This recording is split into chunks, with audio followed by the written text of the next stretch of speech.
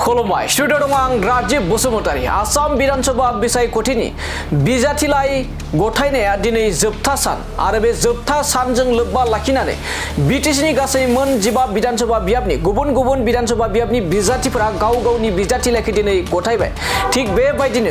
बेबायदिनो 3 नं क'क्राझार विधानसभा बियाबनि बिपिएफनि बिजाथि सेउलि महिलारि बिथाङाबो दोलै नोगोरै रोजा रोजा गावनि मददगिरिफोरखौ हेफाजाबगिरिफोरखौ आरो बिपिएफनि गोबां सोद्रोमाफ्रा बाहागो लानायजों दिनै बिजाथि लाइखौ सेउलि महिलारि बिथाङा गावनि बिजाथि लाइखौ गथायबाय आरो बिथाङा खौरांगिरिनि गेजेरजों नुजाथिनानै बुंथिदै फैबाय थानाय जा 9 एप्रिल खालाराव विधानसभा बिसायख'थि जानो थांगासिनो दं बे बिसायख'थियाव रोजा रोजा भट बांसिन मोननानै गोबां फारागथियाव देरहानानै एबा देरहानायनि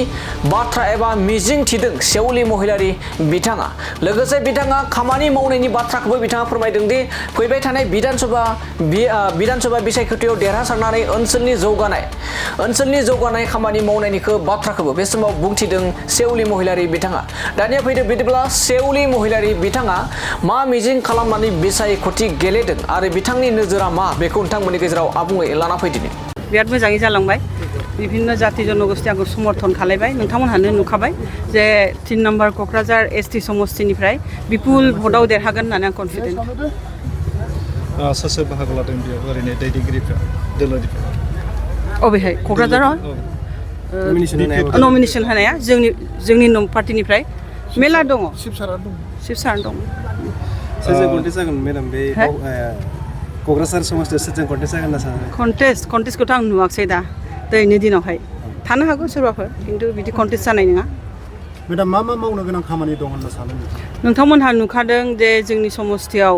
बा माबायाव अल अभार आसामखौनो होनजायो जेनेबा अरुण'दय आसनिफोर खालायगासिनो दङ बेफोर पाब्लिकआ बिराद एप्रिसियेट खालायदों आरो जुब समाजनि थाखाय जे जों आसनि लादोंफोरखौ एप्रिसियेट खालायदों बेफोरखौ जों कन्टिनिउ खालायगोन आरो बेनि गेजेरजों आरो मा खामानि मावोबा रायजोनि उपकार जायो बा इयं जेनेरेसननि उपकार जायो बेखौ जों मावगोन मेडामा राजनितिक दोलोआव फैनायनि खारना मा जानो हागौ रायजोखौ सेवा खालायनो आरो जेबो नङा दिनै गुबुन गुबुन हारि हारिसानिफ्राय नैबे नोंथांनि नमिनेसन जिथु गथायनाय हाबाफारियाव बाहागो लादों बेखौ लानानै नोंथाङा देरहागोनखौ रोखा होननानै बुंनो सानो एकदम रोखा नोंथांमोनहाबो नुनो मोनदों बेखौ समर्थन गैयाबाथ' मानसिफ्रा ओरैनो फैया आरो स्वतस्फुर्त भाबै बिथांमोनहा फैदों आशीर्बाद होदों बेहायल' नङा आं जेराव मिटिं खालायदों जेराव बिसोरखौ लोगो हमनो थांदों आंनि साननायनिख्रुइ बांसिन आंखौ समर्थन खालायदों हिन्जाव हिसाबै जानो हागौ आरो अननाय रायजोनि आरो इसोरनि कृपा फोसावदिंनाया बबेयाव आरो माब्लानिफ्राय आरो स्टार्टिं बेखौ जोंनि स्टेरिं कमिटिया डिसाइड खालायो आं डिसाइड खालाया बिसिनि मथे आं सोलियो